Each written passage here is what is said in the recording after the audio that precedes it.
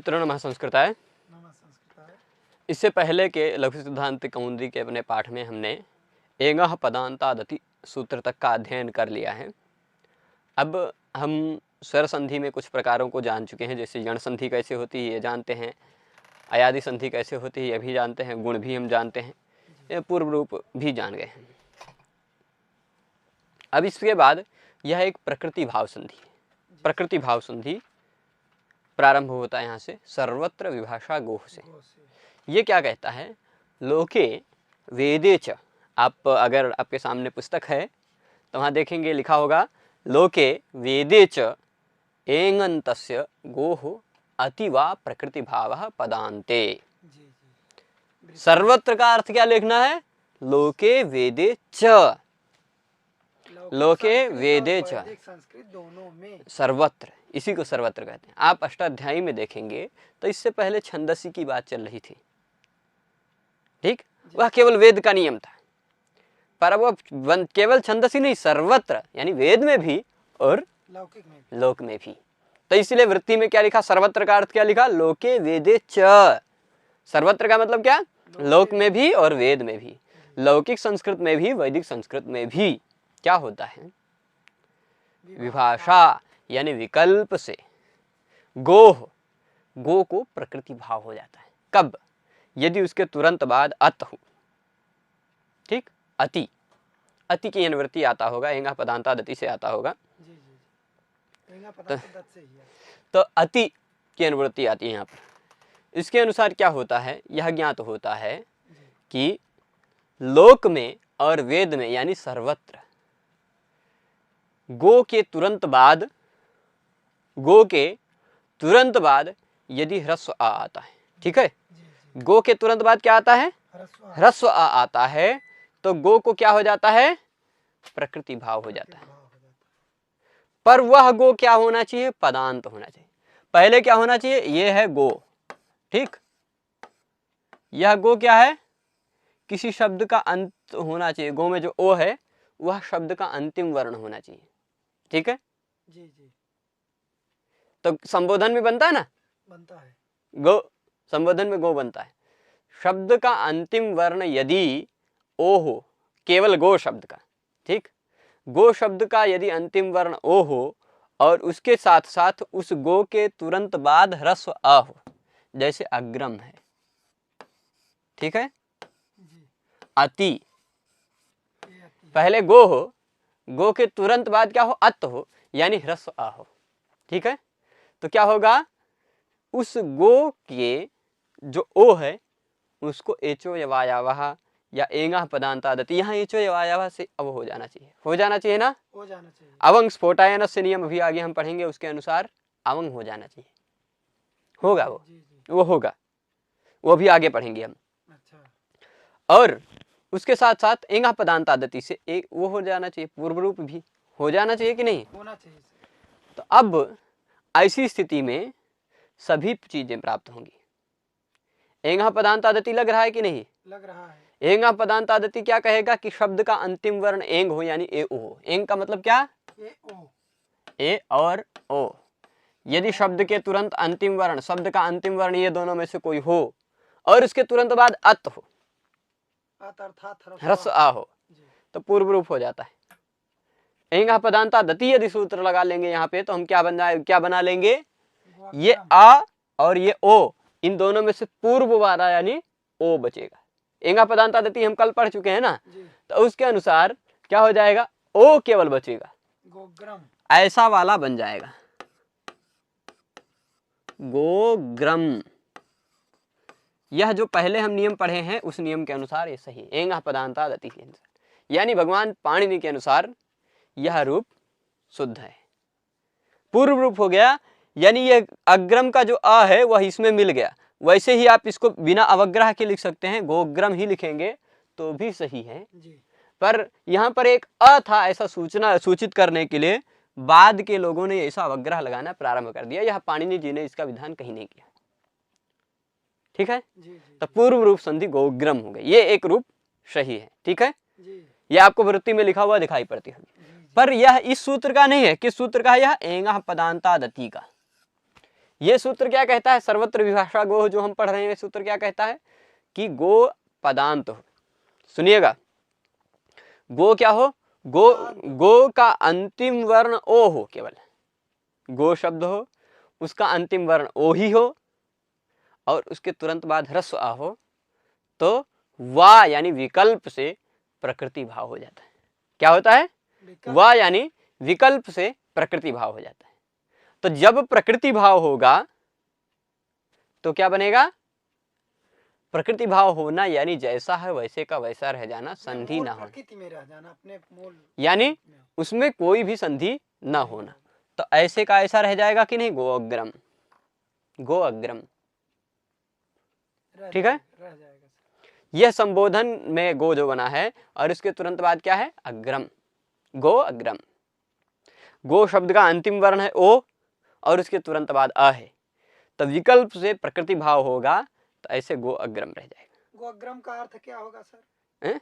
गोअग्रम का अर्थ क्या किसी होगा? गाय को संबोधन करके बोल रहे हैं कि आगे चलो, गाय गो का अग्रम, अगला भाग। हाँ, या गाय का अगला भाग ऐसा भी बोल सकते जी, हैं, जी, जी। ठीक है। अब सुनिएगा, इसके बाद यहाँ क्या है, गो है, पदांत था, उसके तुरंत बाद अत था। अब ये मानिए यहाँ पर क्या है, गो नहीं है, गो संबोधन में बोल रहा हूँ, संबोधन भी मत मानिए, तो समास मानिए। समास में मानिए गो हो अग्रम, ऐसा समास हुआ है, गो ngस अग्र सु, ऐसा समास था। ngस का लोप हो जाएगा तो गो अग्र बचेगा, वही गो अग्र है। जी, जी। समास होने के बाद गो अग्र, ठीक, गो अग्रम, ऐसा समास होने के बाद जो गो अग्र है, उस गो अग्र को क्या करेंगे, पहला वाला गो है वो भी शब्द है, शब्द का अंतिम वर्ण ओ है, जी, जी।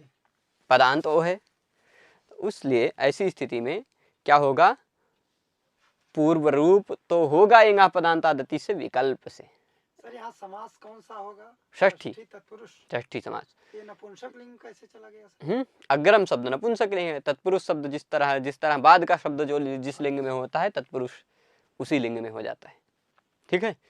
तो बाद का शब्द नपुंसक लिंग में, इसलिए पूरा गोग्रम शब्द नपुंसक लिंग में। अब परवल लिंगम द्वंद्व तत्पर। तो अभी ये समझ लीजिए गो अग्रम है, इस स्थिति में एंगा पदांतादति आपके अनुसार लग जाएगा, जो हम कल पढ़ चुके हैं, तो गोग्रम वो अवग्रह वाला बन जाएगा। पर ये सूत्र कहता है कि ऐसी स्थिति हो, गो शब्द हो ओकारांत और उसके तुरंत पर वह अंतिम वर्ण हो ओ, और उसके तुरंत बाद ह्रस्व आ मिल रहा हो, तो वा यानी विकल्प से प्रकृति भाव होता है, यानी जैसा है वैसा रह जाता है, तो गो अग्रम ये भी बन जाएगा। शुद्ध है कि नहीं है? हो गया। अब इस सूत्र में दो प्रश्न कह रहे हैं, दो प्रश्न ऐसा पूछ रहे हैं, इस सूत्र की वृत्ति पढ़ेंगे तो दो रूप तो बन गए, गो अग्रम और गोग्रम, दोनों बन गए हैं ना, दोनों में कोई आपत्ति नहीं है ना? नहीं। और यह सूत्र केवल गो शब्द के लिए लगता है, इसलिए कोई आपको कठिनाई होनी नहीं चाहिए। इसके बाद अब देख लीजिए, यदि ऐसा होता, एक प्रश्न उठता है एंगंतस्य किम, कि गो शब्द एंगंत ही होना चाहिए। लोके वेदे च एंगंतस्य, वृत्ति में लिखा है ना, लोके वेदे च, लोक में वेद में एंगंत जो गो शब्द हो, एंगंत गो शब्द हो, यानी गो शब्द ऐसा हो, सुनिएगा, गो शब्द ऐसा हो कि जिसके अंत में एंग हो, एंग यानी ए अथवा ओ हो, ऐसा गो शब्द हो, एंगंतस्य गो हो। एंगंत शब्द गो जो है उसके तुरंत बाद अति, गो अति है ना, वृत्ति में गो रति, वा प्रकृति भाव, विकल्प से प्रकृति भाव होता है, तो प्रकृति भाव हो जाएगा तो गो अग्रम वैसे का वैसा बनेगा। पर प्रश्न कर रहे हैं, प्रश्न यह उठ रहा है कि एंगंतस्य किम, एंगंतस्य किम, सूत्र में आप एंगंत होना चाहिए ऐसा क्यों कह रहे हैं, कि एंगंत होगा तभी यह नियम लगेगा, ऐसा क्यों आप नियम बना रहे हैं? एंगंत ना होता तो क्या बनता? तो जैसे एक चित्राः गावः सन्ति यस्य इति चित्रगुः, चित्रगुः बन जाता है, ठीक। गो शब्द है, लेकिन यहाँ गो स्त्री और उपसर्जन से नियम के अनुसार गो को ह्रस्व हो गया है, ठीक, चित्रगुः बन जाता है। चित्रगुः एक शब्द है, यानी जिसके घर में या जिसकी गायें चितकबरी हो, जिसकी गायें चितकबरी हैं वो कौन होगा? चित्रगुः, ठीक है, संति यस्य से, ठीक। तो चित्रगुः हो जाएगा, यह चित्रगुः का अग्रभाव है, चित्रगोह अग्रम, ठीक। अथवा चित्रा चासौ गौ इति चित्रगुः, यहाँ भी ऐसा ऐसी स्थिति में भी हो जाएगा। तो क्या हो जाएगा, चित्रगोह अग्रम, चित्रगोह अग्रम क्या बनेगा, चित्रगु ngस अग्र सु, ऐसा समास होने के बाद चित्रगु और अग्र जब बनेगा, चित्रगु अग्र, ज्यादा इसमें हम डीप में नहीं जाएंगे, चित्रगु और अग्र ऐसा है। यहां गो क्या ऐसा है, यहां गो कैसा है, एंगंत नहीं है, इसलिए एंगंत होना जरूरी है। अगर एंगंत होगा तभी प्रकृति भाव होगा, नहीं तो नहीं होगा। तो यहां पर इको यणचि नियम लग जाएगा, ठीक है। यह एंगंत नहीं है, इसलिए यहां सर्वत्र विभाषा गोह नियम नहीं लगा। एंगंत होगा तभी सर्वत्र विभाषा गोह नियम लगेगा और तभी ये प्रकृति भाव होगा। एंगंत नहीं है इसलिए यह नियम नहीं लगा, चित्र ग्वग्रम बनेगा। गु में जो ऊ है उसको इको यणचि से आप क्या कर देंगे, ऊ के स्थान पे आप क्या कर देंगे, वह कर देंगे। जो ऊ था हट गया, उसके स्थान पे आ गया वह आधा, और इस वा में ये आ जुड़ जाएगा, तो ऐसा रूप बन जाएगा चित्र ग्वग्रम, ठीक है। अब दूसरा प्रश्न क्या कर रहे हैं, पदांते किम, ठीक, पदांते किम गो, है ना, कि पद का अंतिम वर्ण ओ होना चाहिए। गो कैसा होना चाहिए, ओ, पद क्या होना चाहिए, गोप कैसा होना चाहिए, पदांत होना चाहिए, ठीक। अगर पदांत नहीं होगा तो भी पूर्व रूप, ये प्रकृति भाव नहीं होगा। पदांत नहीं होगा तो भी प्रकृति भाव नहीं होगा। जैसे गो और ngस, षष्ठी विभक्ति का प्रत्यय है ना ngस, ngस हो या ngसी हो, पंचमी वाला ngसी होता है, षष्ठी वाला ngस होता है, ठीक। ngसी में से भी क्या बचता है, ngसी में से भी अस बचता है और ngस में से भी अस बचता है, ठीक। तो ये षष्ठी विभक्ति या पंचमी विभक्ति वाला प्रत्यय है। चाहे ngसी माने उसका अस है, चाहे ngस मानिए उसका अस है। लशक को तद्धिते से ङ की संज्ञा हो गई है, और अगर ई आप उसमें अंत में मानते तो उस ई की भी उपदेश से, ठीक, तस्य लोपा से लोप कर दिया। तो गो अस है, यहाँ क्या गो पदांत है, जी नहीं, यहाँ गो पदांत नहीं है। जब ये विभक्ति वाला प्रत्यय लग जाएगा उसके बाद पदांत बनेगा, ठीक है ना। सुप्तिगंतम पदम के नियम के अनुसार अगर पदांत होगा गो, उसके तुरंत बाद अ होगा, तभी सर्वत्र विभाषा गो नियम लगेगा। यह पदांत नहीं, भले ही गो शब्द ही है। जैसे गो अग्रम में था गो और अग्रम, वैसे यहाँ भी गो और अस है, तुरंत बाद ह्रस्व अ है, पर गो अग्रम में जो गो था वह शब्द का अंतिम वर्ण था, गो अग्रम, ठीक। गो है, लगा हुआ है यहाँ। वहाँ क्या था, वहाँ ngस पद बना था, उसके बाद ngस का लोप हुआ था, तो वो गो बचा था समास होने के कारण, तो वो गो बचा था, पर वह पदांत था। यह जो गो है यह पदांत नहीं है, भी प्रातिपदिक ही है। प्रत्यय लगने के बाद सुप तिङंतम पदम कहते हैं ना, यानी सुप और तिंग जिसके अंत में होगा वो पद कहलाएगा ना। तो ये सुप प्रत्यय एक है, ये जिसके अंत में होगा वो पूरा पद कहलाएगा। यानी गो ngस प्रत्यय है, केवल गो और ngस पद कहलाएगा, केवल गो पद नहीं कहलाएगा। तो यह पदांत ओ नहीं है, ठीक है।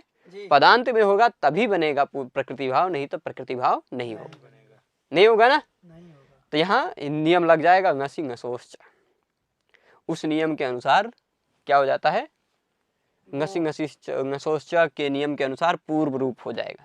ये ओ और ये अ, इन दोनों में से केवल ओ बचेगा पूर्व रूप होकर, ठीक। ओ और आ में से केवल ओ बचेगा। गो स को रुत्व विसर्ग कर देंगे, सस जुसो रूह, और खरवसाने विसर्जन यहाँ से विसर्ग कर देंगे तो सा को विसर्ग करके गोह बन जाएगा। क्या बनेगा, गो। यह पद का अंत नहीं था, इसलिए यहाँ प्रकृति भाव नहीं हो। अब पदांत हो गया, अब इसके बाद भले ओ होता तो बनता, पर विसर्ग है, ठीक। ये पूरा सूत्र समझ गए। तो लोके वेदे च एंगन्तस्य गोह अति वा प्रकृति भाव पदांते। लोक में वेद में भी, लोक में भी वेद में भी जो एंगंत गो शब्द है, कैसा है, एंगंत गो शब्द है, उसके तुरंत बाद ह्रस्व अ है, तो क्या हो जाता है, विकल्प से प्रकृति भाव हो जाता है। गो बताया गया, हाँ, ये चित्र ग्वग्रम, हाँ, ये बताया गया हाँ, कि इसमें ऐसा नहीं था, हाँ, इसमें क्या था, इसमें पदांत तो था जी, पर एंगंत नहीं था। एगंत नहीं था वही। और गोह में जो ओ था, ओ अंत में तो था, एंगंत तो था पर पदांत नहीं था। पदांत नहीं। पदांत भी होना चाहिए, एंगंत भी होना चाहिए। जी जी जी। ठीक है। अब इसके बाद यहां पर एक नियम हमें पहले पढ़ना पड़ेगा। सर्वत्र विभाषा गोह समझ गए हैं, तो अब ऐसी स्थिति में गो प्लस अग्रम जोड़ने पे हम दो रूप बना लिए। क्या क्या दो? एक प्रकृति पूर्व रूप एंगा पदांता दति से जब पूर्व रूप होगा तो ऐसा वाला बन जाएगा अवग्रह वाला गोग्रम, और एक हो जाए गो अग्रम, और जब सर्वत्र विभाषा गोह से पूर्व रूप वो प्रकृति भाव कर देंगे तो गो अग्रम। जैसा है वैसा का वैसा रह जाएगा प्रकृति भाव, तो अपने स्वभाव में पहले जैसा। ठीक है। जी जी ये दो रूप बना लिए। बन गया। कैसे बनेगा? ये सभी लोगों के मत में विकल्प से होगा और एंगा पदांता दति लग जाएगा तो ऐसा होगा। पर एक और भी ऋषि हैं।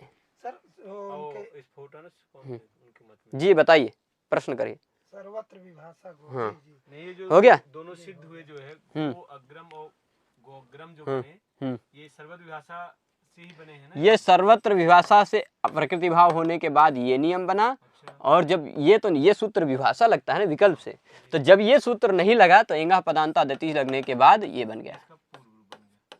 पूर्व रूप होगा एंगा पदांता दति। एंगा डैश डैश सूत्र आप जान जाइए, ठीक। एंगा पदांता दति। और एक ये दोनों रूप पाणिनि के मत में बनेंगे, ठीक। पर पाणिनि जी केवल अपना ही मत नहीं रखते हैं, और ऋषियों का जो और ऋषियों का भी मत रखते हैं कहीं कहीं, ठीक। जी जी। तो और ऋषियों के मत में हमें क्या समझना, एक स्फोटायन नाम के ऋषि भी हैं, ठीक। स्फोटायन। ऐसी स्थिति में वो क्या कहते हैं, उनका सूत्र है ऐसा है, अवंग अवंग स्फोटायनस्य। अब इसको कुछ लोग स्फोटायनस्य पढ़ेंगे या कुछ लोग अस्फोटायनस्य पढ़ेंगे, वो सब गलत है। स्फोटायनस्य, स्फोटायनस। स्फोटायनस्य, जी। अवंग स्फोटायनस्य, स्फोटायनस्य, स्फोटायनस्य। स सुनाई पड़ना चाहिए, आप खाली फोटायनस से भी मत बोल दीजिएगा। आधे स आधा है, स के आगे ई अथवा आ नहीं है। पर अपने प्रांत में लोग बोलते समय ये गलत कर देते हैं, स्कूल को स्कूल कहने लगते हैं, ठीक। स्कूल। तो ऐसे ही स्फोटायनस्य, ठीक। स्फोटायनस। स्फोटायन नाम के एक ऋषि हुए हैं, उनके मत में क्या हो जाता है, अवंग हो जाता है। किसको अवंग होता है? गो के ओ को। गो के ओ को अवंग हो जाता है। कब? जो पदांत गो का हो। पदांत एंगंत जो गो हो, जो सर्वत्र विभाषा गोह सूत्र मांगता है, सेम पर कंडीशन ये भी मांगता है, पदांत और एंगंत गो हो, ठीक। जी। सुनिएगा प्रभु जी, जी सर। कैसा होना चाहिए? पदांत होना चाहिए और एंगंत गो होना चाहिए। अभी बीच में हम दो सूत्र छोड़े हैं, सर्वज्ञ और अनेकालश्रित सर्वस्य, वो छोड़े हैं, उसका कुछ कारण है। इस सूत्र को समझेंगे तो हम उन दोनों सूत्रों को सरलता से समझ पाएंगे। जी जी जी। इस सूत्र से रिलेट करके उन दोनों को समझना है, ठीक है। तो नहीं आप सब अचानक सोचने लगेंगे कि ये कहाँ से दो सूत्र आगे कूद गए। ऐसे कूदा नहीं है, हम कूदे नहीं है, कुछ सब प्रयोजन है, कारण सहित। मंडूक प्लुत्या। हाँ, तो अभी ये समझिए, जो सर्वत्र विभाषा गोह कहता था उसी से रिलेटेड सूत्र है, इसलिए हम तुरंत जोड़ दे रहे हैं।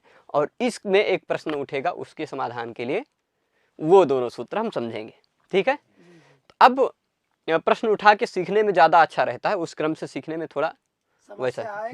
पहले समाधान बता दें फिर बाद में समस्या दें तो थोड़ा वैसा कठिन रहता है। हम समस्या आपके दिमाग में उठाएंगे फिर समाधान देंगे तो वो ज्यादा समय तक याद रहेगा। पहले समाधान देने पे ज्यादा समय तक याद नहीं भी रहता है। तो अभी ये समझिए कि जो सर्वत्र विभाषा गोह कहता था सूत्र कि पदांत होना चाहिए, गो होना चाहिए, ठीक, एंगंत होना चाहिए, पदांत एंगंत गो होना चाहिए, और उसके तुरंत बाद अत होना चाहिए, कोई स्वर वर्ण होना चाहिए। पर यह कहता है कोई स्वर वर्ण नहीं, कैसा, वो केवल ह्रस्व आ कहता था। अति, वह क्या कहता था? अति यानी ह्रस्व आ होना चाहिए। ये क्या कहता? अचि, कोई भी स्वर हो तो चलेगा। अवंग स्फोटायन से क्या कहते हैं कि स्फोटायन ऋषि के मत में, स्फोटायन ऋषि के मत में क्या हो जाता है? अवंग आदेश हो जाता है, ठीक। स्फोटायन ऋषि के मत में अवंग आदेश हो जाता है। गो के ओ को अवंग तो आदेश। कैसी स्थिति में गो के ओ का अवंग आदेश होता है? पदांत गो के पदांत गो के, एंगंत गो के, ठीक है। उसके तुरंत बाद यहाँ लिखा होगा वा अची, उसको आप वा अची को वा अति भी समझ सकते हैं। जी वा अति तुरंत बाद में अ ही होना चाहिए, ऐसा ही मानिए, ठीक। जी जी या अची, अची की अनुवृत्ति आती होगी तो अच मान लीजिए, तुरंत बाद में क्या होना चाहिए? अच होना चाहिए, चलेगा। वाची ही वा अची है, वा अची है कि वा अति है? वा अची है, वाची है। ठीक है, तो फिर ठीक है। तो मतलब तुरंत बाद में क्या होना चाहिए? स्वर वर्ण होना चाहिए। जी तुरंत बाद में कैसा भी स्वर वर्ण होना चाहिए। और वो क्या कहता था? तुरंत बाद में केवल अत होना चाहिए, गोह अति। यही दोनों सूत्रों के अंतर है। दोनों सूत्रों में अंतर क्या है? सर्वत्र विभाषा गोह क्या कहता था कि तुरंत बाद में कोई ह्रस्व स्वर वर्ण होना चाहिए, ह्रस्व आ होना चाहिए केवल, ठीक। तुरंत बाद में क्या होना चाहिए? ह्रस्व आ। और यह क्या कहता है? तुरंत बाद में कोई भी स्वर हो तो चलेगा, ठीक है। जी जी तो क्या हो जाता है? गो के ओ के स्थान पर अवंग हो जाता है। नहीं, अभी क्या कहता है? गो को अवंग होता है, सुनिएगा। गो के स्थान पर अवंग अवंग हो जाता है। यानी गो के ओ के स्थान में अवंग हो। गो के ओ के स्थान पर अवंग होगा। अभी ये मत समझिए, अभी ये समझिए कि पदांत एगंत जो गो है उसको अवंग हो जाता है, ठीक। पदांत एगंत जो गो है उसको क्या हो जाता है? अवंग, हो जाता है। ठीक है। जी जी तो अब ये देखिए कि पदांत और एगंत गो कौन सा है, ठीक है। यह जो गो और अग्रम था ना, जी ऐसी ही स्थिति ले लीजिए, गो प्लस अग्रम। अग्रम, ठीक। जी जी जी अब ये क्या कहेगा? पदांत एगंत गो हो, है कि नहीं? पदांत और एगंत गो है, और उसके तुरंत बाद कोई भी स्वर वर्ण होना चाहिए, है। तो उस गो को अवंग हो जाएगा। गो के स्थान पर क्या होगा? अवंग होगा। गोह कहा गया है ना, जी षष्ठी विभक्ति किसमें लगी है? गोह। जी तो गो के स्थान पर होगी, ठीक। यानी सर ये कहते हैं हाँ, कि पदांत गो के ओ को अवंग हो। गो के ओ को नहीं, ओ को होगा ऐसा कब समझेंगे? जब आप इससे पहले के दोनों सूत्र समझेंगे तब, ठीक। अभी ओ को मत लीजिए, यह गोह अवंग स्यात्, गोह अवंग यानी गो को अवंग होगा, जी जी गो के स्थान पर अवंग होगा। यानी गो को अवंग होगा, यानी गो हटा दीजिए, उसके स्थान पर अवंग लिख अवंग दीजिए। कर दीजिए। ये इस सूत्र का अर्थ है। बाद में कोई स्वर हो, बाद में कोई स्वर हो तो गो के स्थान पर अवंग हो जाता ये है, सूत्र ऐसा इस सूत्र का है अर्थ है। पर इस सूत्र के अर्थ में समस्या होगी। गो में केवल अवंग बचेगा, गो हट गया पूरा, उसके स्थान पर अवंग आ गया। क्यों? अब देखिए, ऐसा होता है, तीन नियम है कि जो आदेश हो रहा है षष्ठी निर्देश के द्वारा वह कहाँ पर बैठे। जो आदेश हो रहा है वो उसको हटा के ही बैठेगा ना। जी जी जी तो या तो पूरे गो को हटा के बैठेगा, या तो गो के अंतिम वर्ण ओ को हटा के बैठेगा। इसके लिए तीन नियम है। एक नियम अलोन्त्यस्य है, ठीक है। जी अलोन्त्यस्य नियम है, वो कहता है कि अंतिम वर्ण षष्ठी विभक्ति के द्वारा कोई आदेश हो रहा है तो वह अंतिम वर्ण के स्थान पर ही होगा। तो उसके अनुसार गोह अवंग, ये क्या कहते हैं, जो गो के स्थान पर अवंग हो रहा है अलोन्त्यस्य नियम के अनुसार केवल अंतिम वर्ण ओ के स्थान पर होना चाहिए।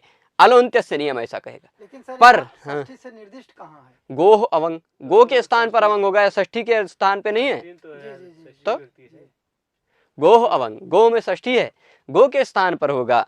तो अब यह षष्ठी के द्वारा निर्दिष्ट होने के कारण अलोन्त्यस्य नियम आएगा, वो कहेगा अंतिम वर्ण के स्थान पर हो। पर उसको रोकने के लिए जो नियम आएगा अब वो हमें समझना, अनेकाल शित सर्वस्य। ये दो सूत्र, पहले का जो सूत्र है अब वो आया। कौन सा सूत्र? अनेकाल शित सर्वस्य। ये सूत्र क्या कहता है कि जो अलोन्त्यस्य कहता है ना कि अंतिम स्वर वर्ण के स्थान, अंतिम वर्ण के स्थान पर आदेश होगा, जो षष्ठी निर्देश के द्वारा हुआ है। पर यदि आदेश यदि अनेकाल है, आदेश कैसा है? अनेकाल यानी अनेक वर्णों वाला। अवंग देखिए कितने वर्णों वाला है? अनेक वर्णों वाला है। अवंग में कितने वर्ण हैं? तीन तीन वर्ण नहीं है, चार वर्ण है।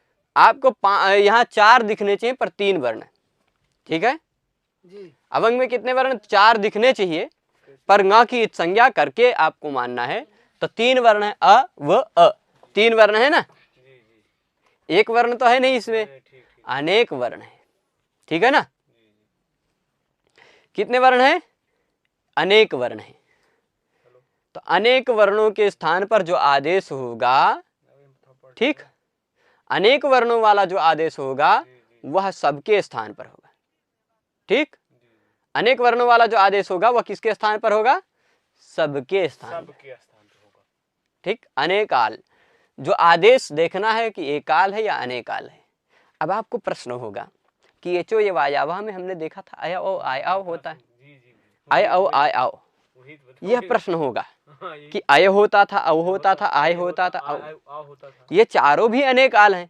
आय में भी दो, एक अ य, 2 वर्ण है ना, एक आल तो नहीं है। एक अल यानी एक वर्ण वाला, अनेकाल यानी अनेक वर्ण वाला, अनेक यानी एक से ज्यादा। जी तो एक से ज्यादा वर्ण आय औ आय आओ में भी है, जी है ना। है। तो आय औ आय आओ केवल अंतिम वर्ण के स्थान पर ही हो रहा है, हरे ए में ए के स्थान पे ही हो रहा था। तो वहां आप जानिए, वहां नियम है एचो या वायावा, वहां एच के स्थान पर होगा ऐसा कहा था, ठीक। वहां एच के स्थान पर होगा ऐसा ही कहा था, पूरे शब्द के स्थान पर होगा ऐसा नहीं कहा था।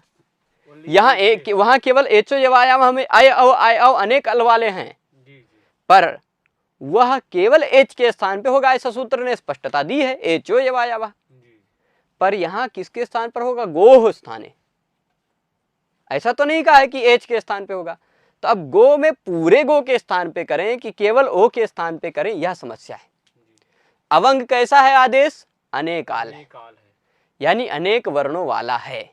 अवंग में कितने वर्ण है, ङ की संज्ञा करने के बाद आप देखेंगे तो 3 वर्ण है महेश जी, 3 वर्ण है, अ व अ। एक है कि अनेक है, अनेक है सर। अनेक अल वाला कोई भी आदेश होता है तो वह आदेश सर्वस्व यानी पूरे समुदाय के स्थान पर होता है। ऐसा अनेकालशित सर्वस्व सूत्र का अर्थ, अनेकाल वाला आदेश सबके स्थान पर होता है, पर केवल इतना ही अर्थ नहीं, अनेकाल शित,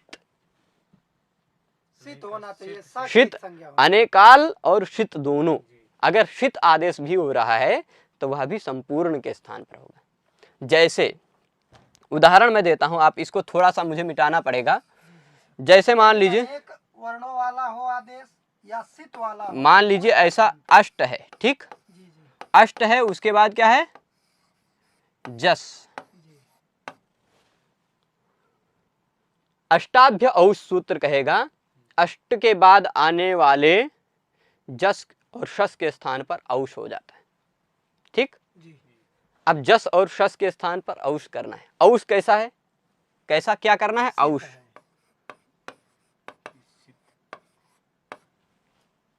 ठीक। जी जी अब ये औष एक वर्ण वाला है कि अनेक वर्ण वाला है, एक वर्णों वाला है। एक वर्ण वाला है। इत संज्ञा करने के बाद जितने वर्ण बचे हैं उतने ही गिनना जी है। जी अच्छा है। जैसे अवंग में हमने 4 नहीं गिना, अ व अ ङ 4 नहीं गिना, 3 ही वर्ण गिना है। इत संज्ञा करने के बाद गिनना है। तो इत संज्ञा लोप करने के बाद श्रम केवल कितना बचा, एक ही, औ। तो एक वर्ण वाला है ना आदेश, एक वर्ण वाला आदेश हो तो वह केवल अंतिम वर्ण के स्थान पर होता है, यानी जस के स के स्थान पर ही होना चाहिए अलोन्त्य नियम के अनुसार। पर अनेकालशित सर्वस्व क्या कहता है, अनेक वर्ण वाला आदेश हो अथवा शित आदेश हो जिसमें श की संज्ञा हो तो वह संपूर्ण के स्थान पर आ जाता है, यानी पूरे जस को ये हटा के औस आके बैठ जाएगा। जस को हटाएगा और औस बैठ जाएगा। औस में क्या बचता है, औ, अष्ट औ, अष्टौ बनता है ना प्रथमा एकवचन, अष्ट वही है, ठीक है। शित जो आदेश होता है वह भी पूरे समुदाय के स्थान पर होता है, ठीक। और जो अनेक वर्ण वाला जो आदेश होता है वह भी पूरे समुदाय के स्थान पर होता है। अब ये देख लीजिए, ऐसी स्थिति में ये देखिए, ऐसी स्थिति है ग गो अग्रम है ना, गो अग्रम है, इस स्थान पर अवंग होना है। क्या होना है, अवंग में कितना है, अ व अ, 3 वर्ण है ना, अनेकाल है। तो यह किसके स्थान पे होगा, पूरे गो के स्थान पे हो जाना चाहिए कि नहीं, अनेकालशित सर्वस्व का नियम है, पूरे गो को हटा के ठीक। अवंग आ जाना चाहिए। अनेकालशित सर्वस्व इतना ही कहता है कि अनेक वर्ण वाला आदेश हो और शित आदेश हो तो वह पूरे के स्थान पर आता है, अलोन्त्य से क्या कहेगा कि केवल अंतिम वर्ण के स्थान पे करो, पर अनेकाल से सर्वस्व उसको रोकेगा, कहेगा केवल अंतिम के स्थान पे नहीं, पूरे के स्थान पे करो। ये समझे? इसमें बहुत सारा मत है, मैंने छोटे से में हल्के से में ही बता दिया है। अनेकाल कैसा है, पर इसमें बहुत सारा है। नानुबंध कृतम अनेकालतम परिभाषा भी आपको समझनी पड़ सकती है इसके लिए, पर मैंने उसका पूरा सारा एक वाक्य में बता दिया है कि इत संज्ञा करने के बाद गिनना है हमें कितने वर्ण है। ठीक है, इत संज्ञा करने के बाद, हाँ तब भी अनेकाल है।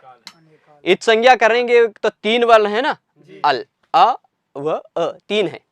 अनेकाल होने के कारण यह जो आदेश होगा सबके स्थान पर होना चाहिए। होना चाहिए कि नहीं? होना चाहिए। पर उसके तुरंत बाद सूत्र, उसके पहले सूत्र आता है, अष्टाध्यायी में देखेंगे तो अलोन्त्यस्य सूत्र के तुरंत बाद का सूत्र है। अलोन्त्यस्य अष्टाध्यायी निकालेंगे तो आप देखेंगे अलोन्त्यस्य 1-1-52 नंबर सूत्र है। ठीक, अलोन्त्यस्य कैसा है? 1-1-52 नंबर का सूत्र है, और उसके तुरंत बाद है ङीच्च, मिल जाएगा। ठीक है, तो ङीच्च अलह अंत्यस्य, ऐसा समझिएगा। ठीक, ङीच्च अलह अंत्यस्य।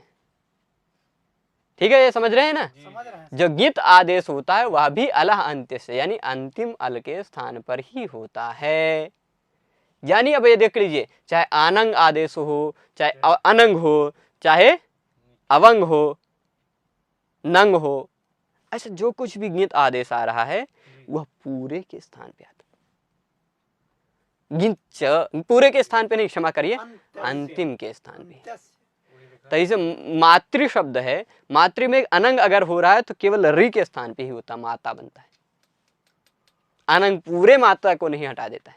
ठीक, तो ऐसे ही जो ङित होता है, ङिच्च सूत्र क्या कहेगा, जो ङिच्च हमें समझना है, ङित अनेकाल अपि, क्या वृत्ति में लिखा है? ङित अनेकाल अपि अंत्यस्यैव स्यात्।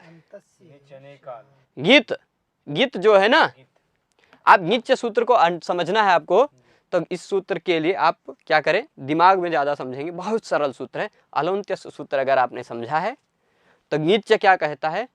ङित भी, बस ङिच्च। अंतिम वर्ण के अलोन्त्य से क्या कहता है? षष्ठी निर्देश के द्वारा जो आदेश किया जाता है वह आदेश केवल अंतिम वर्ण के स्थान पर होता है, ऐसा आपको अलोन्त्य से बताएगा। तो ङिच्च क्या कहेगा, उसके तुरंत बाद का सूत्र अष्टाध्यायी में देखेंगे तो ङिच्च यानी ङित भी। आप ङित भी इतना ही अर्थ समझ लीजिए, यानी षष्ठी निर्देश के द्वारा अगर कोई ङित आदेश किया जा रहा है तो वह भी अंतिम अल के स्थान पर ही होगा, भले अनेकाल हो चाहे एकाल हो, कोई मामला ही नहीं रखता। अनेकाल थोड़ा फंसाया था, लेकिन अनेकाल ने थोड़ा सा फंसाया, उसको रोकने के लिए यह ङिच्च आ गया, यह भी अंतिम वर्ण के स्थान पर ही होगा। ऐसा इसने बताया। ठीक, तो अब अवंग कहाँ रखेंगे आप? अब गो के ओ के स्थान, गो में जो ओ है उसके स्थान पर क्या रख देंगे? अवंग। यानी हम क्या हटाए? ओ को हटा देंगे, यहां से ग हो जाएगा, और फिर उसके बाद क्या रख देंगे? ग बचा है आधा, उसमें हमने अवंग जोड़ दिया। ठीक, आधा आ जोड़ा ना, उसमें आ जोड़ा तो क्या हो गया? पूरा हो गया, पूरा गा हो गया, पूरा गा हो गया, और फिर वह भी पूरा हो गया। वो अवंग में तो वह पूरा है ही। गा की इत संज्ञा हमने कर दी है, गा की इत संज्ञा करके तस्य लोपा से लोप कर दी। दीर्घ भी बन जाएगा। तो ग व अग्रम हुआ ना, ग व अग्रम। अगर आप यहाँ एचो जवायावह करते तो गव अग्रम, वह आधा रहता। अवंग और अव में इतना ही अंतर है। यहाँ कुछ लोग अयादि संधि भी मानते हैं, पर नहीं है, भ्रम जिनको होता है, भ्रम है। ठीक, तो यहाँ क्या है? अव नहीं आदेश हुआ है, अव आदेश हुआ है, अवंग हुआ है। ठीक, तो गव अग्रम। अब यहाँ गव में अंत में आ है, अग्रम में भी आ है, आप अका सवर्णे दीर्घा से दीर्घ कर दीजिए, गवाग्रम बन जाएगा ना। बन गया। आप अगर अका सवर्णे दीर्घा से दीर्घ करेंगे तो क्या बन जाएगा? गवाग्रम बनेगा। बन गया। और फिर पूर्व रूप संधि करेंगे तो गोग्रम बनता ही है। तो अभी हमने अभी तक यहाँ तक क्या समझा? संक्षेप में मैं पूरा सारांश बोलता हूँ, फिर एक सूत्र हम, बहुत सरल सा सूत्र है, अगर ये सब समझे हैं तो हम पूरा समझ जाएंगे। संक्षेप में, अगर पदांत एंगंत लोक और वेद में भी एंगंत गो हो, उसके तुरंत बाद ह्रस्व अ हो तो प्रकृति भाव हो जाता है। तो गो और अग्रम था, यहाँ पर तुरंत लोग पदांत है, एंगंत है, गो उसके तुरंत बाद अ भी है, तो प्रकृति भाव हो जाएगा, गो अग्रम वैसे का वैसा रह जाएगा। पर वह विकल्प से होता था, विभाषा। तो जब वह नियम नहीं लगेगा तो हमने इससे तुरंत पहले जो नियम पढ़ा था एंगा पदांता दति, उस नियम के अनुसार पूर्व रूप होकर गोग्रम बनेगा। पर ये दोनों मत जो बनेंगे पाणिनि आचार्य के मत में, एक और स्फोटायन नाम के आचार्य भी हुए हैं, कहे हैं कि वैसी ही स्थिति हो, गो हो, पर गो के तुरंत बाद अच कोई भी स्वरवर्ण हो, पदांत एंगंत गो हो, उसके तुरंत बाद कोई स्वरवर्ण हो, तो उस गो को अवंग हो जाता है, गो को अवंग होता है। अब यह अवंग पूरे गो के स्थान पे होगा या अंतिम ओ के स्थान पे होगा, ऐसा जो पूरा मत है, नैकाल से पहले अलोन्त्य से कहेगा केवल अंतिम के स्थान पर उसको रोक कर अनेकाल से सर्वस्व कहेगा कि सबके स्थान पर सर्वस्व, और फिर नित्य कहेगा कि नहीं अंतिम के स्थान पे, नित अनेकाल अपि अंत्यस्यैव स्यात्। अब अवंग स्फोटायनस्य सूत्र की वृत्ति फिर से पढ़ेंगे। पदांते एंगंतस्य गोः अवंग वा अचि। पदांत एंगंत जो गो हो उसको अवंग हो जाता है विकल्प से अचि, विकल्प से अवंग होता है। विकल्प ऐसा कहाँ से अर्थ आया? केवल स्फोटायन आचार्य के मत में है और सबके मत में नहीं है, तो विकल्प है ही। अगर पाणिनि जी कहीं ऋषि का नाम ले रहे हैं तो भी समझ लीजिए ये वैकल्पिक नियम है, यानी केवल उस ऋषि के मत में ही है और सबके मत में नहीं है। वैसे भी पाणिनि भी गो के ओ को विकल्प से किए थे। ये जो तीनों रूप बने हैं, तीनों रूप सही है ना? तीनों रूप सही है। पाणिनि आचार्य के मत में गोग्रम और गो अग्रम ये सही है। सर्वत्र विभाषा गो से प्रकृति भाव होगा तो गो अग्रम, और अगर ये क्या कहते हैं सब कुछ तीनों रूप पाणिनि के ही मत में बनेंगे, पर पाणिनि ने इनका आदर विशेष किया है, इसलिए हम इनके मत में ऐसा कह रहे हैं। ठीक, इनका आदर विशेष करके इनका नाम भी रखा है, तो स्फोटायन आचार्य के मत में गवाग्रम भी बनेगा अवंग आदेश होकर। ठीक, अब इसमें प्रश्न एक उठता है, पदांते किम, वही पदांते किम वाला प्रश्न उठ रहा है कि गो होना चाहिए, उसके तुरंत बाद अ होना चाहिए। कैसा होना चाहिए? कोई भी स्वर। ठीक, गो होना चाहिए, उसके तुरंत बाद कोई भी स्वरवर्ण होना चाहिए। ठीक, पर गो पदांत होना चाहिए, तो क्या हो जाता है? अवंग आदेश होता है। ऐसा हम सीखे थे। तो अब पदांत होना चाहिए, ऐसा उदाहरण दे रहे हैं कि यहाँ देख लीजिए, गो है और फिर उसके तुरंत बाद क्या है? गी, सप्तमी विभक्ति वाला, सुओज समोत्सष्टाभ्याम से आप करके देख लीजिए, सप्तमी में आएगा गी। गी में से बचता है लशक का तद्धित से गा की संज्ञा होकर केवल बचता है ई। ठीक, क्या बचेगा? आप ऐसे याद रखिए, इस ई की मात्रा को मत देखिए, ई बचा है, गो प्लस ई। ठीक, गो ई ऐसा है। अब ऐसी स्थिति में यह गो पदांत नहीं है, नहीं है ना? यह गो पदांत नहीं है, इसलिए क्या होगा? यहाँ अवंग स्फोटायन से नियम नहीं लगेगा, और एचो यवायावाह आप लगा लीजिए। एचो यवायावाह लगाएंगे तो ओ के स्थान पे क्या होगा? अव आदेश हो जाएगा। बाद में यति नहीं है, इसलिए बाद में इंगा पदांत बाद में नहीं तो भी एंगा पदांता दति क्यों लगेगा? पदांत ही नहीं तो ना एंगा पदांता दति लगेगा, ना सर्वत्र विभाषा गो लगेगा, ना ये अवंग स्फोटायन से लगेगा। तो एचो यवायावाह से अव कर दीजिए ओ के स्थान पे, तो क्या बचा? ग, अव और ई, जोड़ के लिख दीजिए गवि। यहाँ पदांत नहीं था इसलिए ऐसा बना। स्पष्ट है? यह स्पष्ट है। अब इस तरह से एकमात्र सूत्र और बचा है आज के इस पाठ में, जो हम देख लेते हैं, इसी से संबद्ध है। वह सूत्र क्या है? इंद्रे च। इंद्रे च। इंद्रे च क्या कहता है? गो के स्थान पर अवंग होता है, गो के स्थान पे अवंग होता है। गो अवंग स्यात् इंद्रे।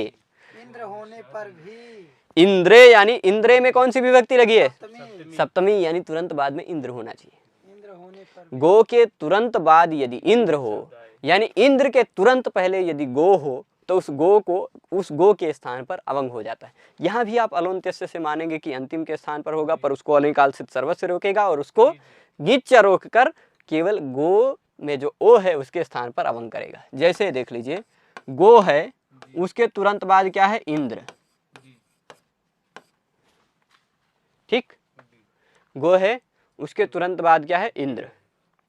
तो क्या हो जाएगा, इंद्रे च सूत्र कहेगा कि गो के तुरंत बाद इंद्र हो, तो उसके स्थान पे, गो के स्थान पर भी क्या हो जाता है, अवंग आदेश उस गो के स्थान पर भी अवंग हो जाता है।